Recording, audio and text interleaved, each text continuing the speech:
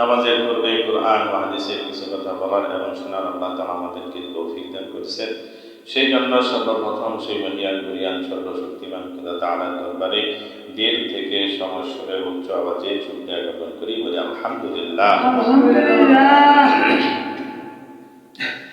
বিগত জুমায় আলোচনা হচ্ছিল মেরাজ সম্পর্কে। আল্লাহ নবী সাল্লাল্লাহু আলাইহি ওয়াসাল্লামকে যেটা অন্যান্য নবীদেরকে আল্লাহ তাআলা দেন নাই, আল্লাহ তাআলা শুধুমাত্র তার প্রিয় হাবিব জনাব মুহাম্মদুর রাসূলুল্লাহ সাল্লাল্লাহু আলাইহি ওয়াসাল্লামকে এই সৌভাগ্য দান করেছিলেন।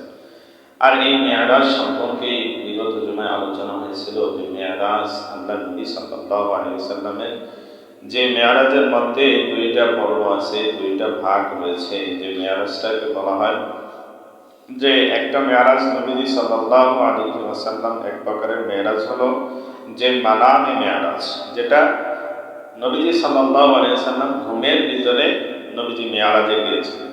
আবার আরেকটা হচ্ছে আপনার সশরীরে মেরাজ, যে মেরাজটা নবীজি একদম নিজে সশরীরে একদম আল্লাহ তাআলার দিদার করেছেন, জান্নাত জাহান্নাম এবং কি মসজিদে হারাম থেকে মসজিদ আকসা পর্যন্ত, মসজিদ আকসা থেকে একদম আল্লাহ তাআলার আরশে আজিম পর্যন্ত ভ্রমণ করেছেন, সেটাকে বলা হয় সশরীরের মেরাজ।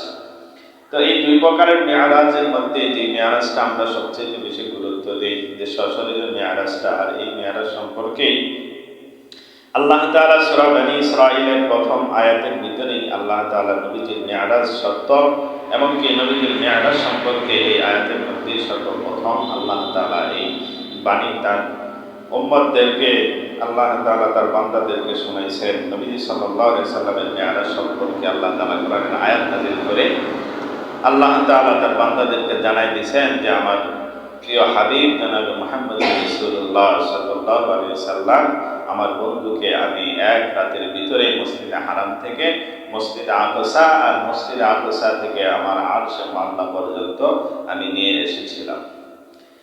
তো নবীজি সাল্লাল্লাহু আলাইহি ওয়াসাল্লামের মেরাজ হওয়ার কারণ কি, যে কোন কারণে নবীজি সাল্লাল্লাহু আলাইহি সাল্লামকে আল্লাহ তাআলা মেরাজে নিয়েছিলেন? আগে সাধারণভাবে একটা উদাহরণ বুঝেন।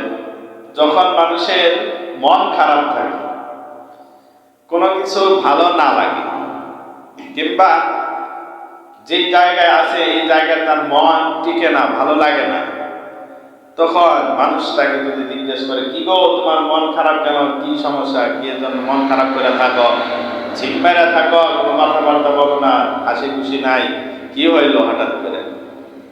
তখন যেই লোকটাকে প্রশ্ন করা হয় ওই লোক বলে কি, আসলে মনটা ভালো না, আমার এই সমস্যা বলে।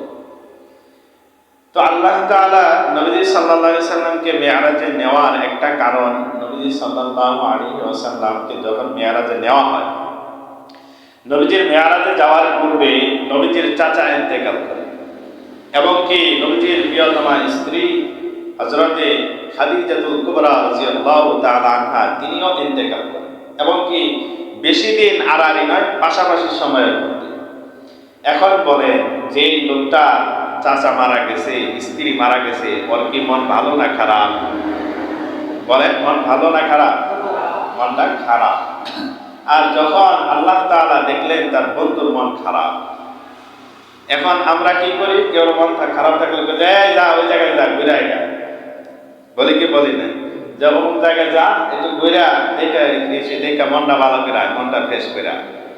তো আল্লাহ তাআলা তার বন্ধুর মন ফ্রেশ করার জন্য, মনের মধ্যে যে কষ্ট ক্লান্তি আছে, স্ত্রী হারানোর যে কষ্ট, দুঃখ, চাচা হারানোর যে কষ্ট, বেদনা, এই বেদনা দূর করার জন্য আল্লাহ তাআলা তার পয়গম্বর নবী সাল্লাল্লাহু আলাইহি ওয়াসাল্লামকে মেরাজের জন্য একদম ঊর্ধ্ব গগনে যাওয়ার জন্য আল্লাহ তাআলা তাকে ডাক দিয়েছিলেন, নিয়ে গিয়েছিলেন। তাহলে মেরাজের কারণ সম্পর্কে এটা হলো একটা কারণ, যে নবী সাল্লাল্লাহু আলাইহি সাল্লাম তার প্রিয়তমা স্ত্রী এবং কি তার প্রিয়তম চাচা, যে চাচা এরকম তার সদা সর্বদাই শৈশব থেকে এরকম বাল্যকাল পর্যন্ত তার সুখ দুঃখের সাথী ছিলেন, সেই চাচাটাও ইন্তেকাল করেছেন। তাহলে এমন একজন অভিভাবক আর খাদিজা রাদিয়াল্লাহু তাআলা আনহার মতো একজন স্ত্রী হারানোর পরবর্তীতে নবীজি সাল্লাল্লাহু আলাইহি সাল্লামের যখন মন ভালো নেই, আল্লাহ তাআলা কি নবীজির এই মনের খবর রাখে কি রাখে না? শুধু আল্লাহ তাআলা নবীজির মনের খবর না, আমরা দুনিয়ার মধ্যে যারা আছি আমাদের দিলের মধ্যে কি আছে না আছে এই সম্পর্কেও আল্লাহ তাআলা খবর রাখেন। আল্লাহ তাআলা কোরআনে কারীমের আয়াতের মধ্যে বলেন, ওয়া মা তুখফি সুদুরুহুম আকবার, কুল ইন তুখফু মা ফি সুদুরিকুম আও তুবদুহু ইয়ালামুল্লাহ। আল্লাহ তাআলা বলেন যে মানুষের মনের মধ্যে কি আছে, দিলের মধ্যে কি আছে এই সম্পর্কেও আমি আল্লাহ তাআলা অবগত আছি। এখন আমার মনের মধ্যে ভালো আছে না খারাপ আছে, আমার মন ভালো না খারাপ, এটা জানে কে? আল্লাহ। দুনিয়ার কেউ না জানলেও আল্লাহ সবার মনের খবর রাখে।